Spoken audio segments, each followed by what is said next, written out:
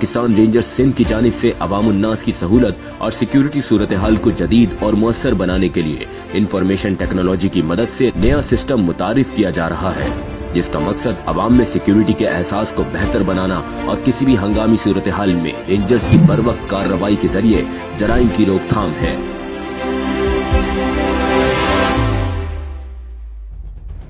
SOS alert app system के तहत app में रजिस्टर्ड शुदा शहरी या इदारा किसी भी इमरजेंसी की सूरत में आगाही दे सकता है।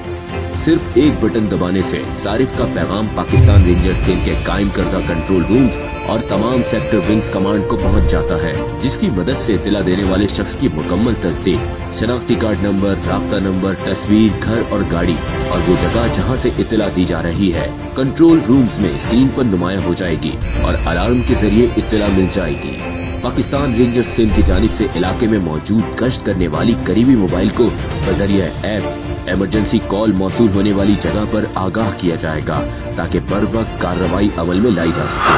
पाकिस्तान रेंजर्स सिंध दौरे जदीद के तकाजों के मुताबिक आवाम की सिक्योरिटी को यकीनी बनाने के लिए पुरअज़्म है। किसी भी वाक़े की इत्तला बर वक्त सिंध रेंजर्स को देकर जराइम के खात्मे में हमारा साथ दें।